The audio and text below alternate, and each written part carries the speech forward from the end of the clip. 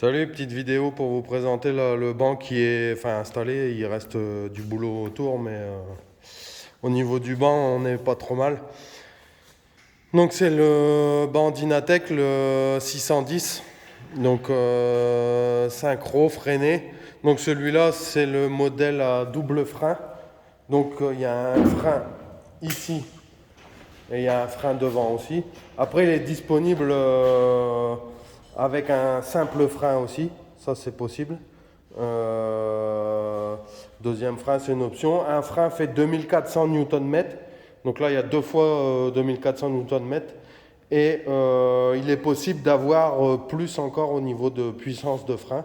Ça, c'est en option aussi. C'est possible d'avoir plus si vous en voulez un, mais avec plus de 2400, c'est faisable. Donc, on est sur 4 rouleaux, ici, en diamètre 610.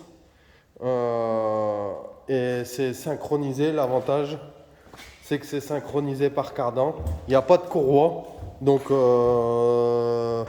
ça fait pas de bruit. Ça, c'est plus que agréable.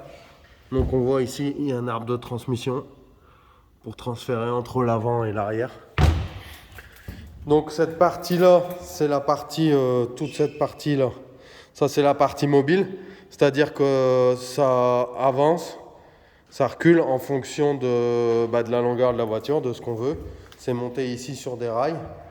Et il y a une petite...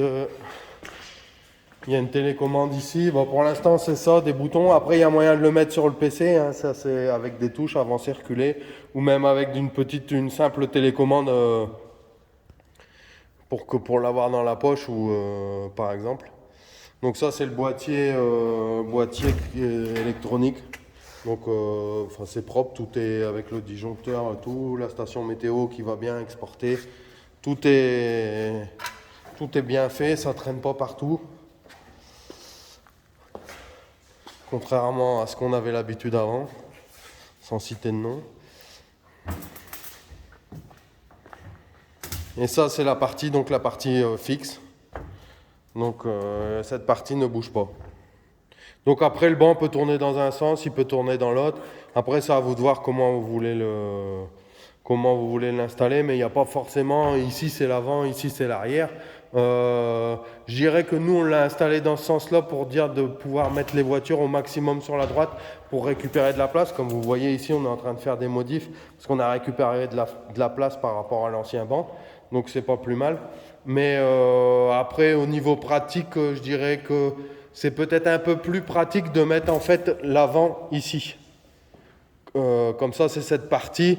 Comme souvent, on a quand même ici en France plus de traction que de propulsion. Après, ça dépend ce que vous faites comme voiture.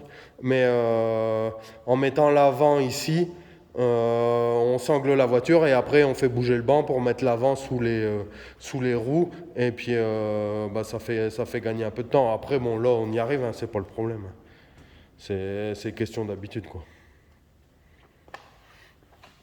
Donc voilà pour ce banc-là. Il est débrayable.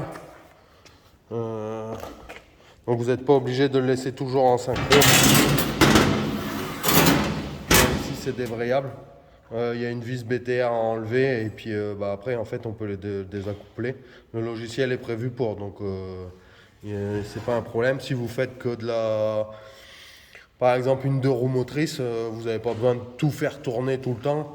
Vous pouvez le débrayer, vous avez toujours un frein sur cela, donc il n'y a aucun souci, vous avez 2400 Nm de frein, donc c'est pas un problème, quoi. Donc voilà pour ce banc là.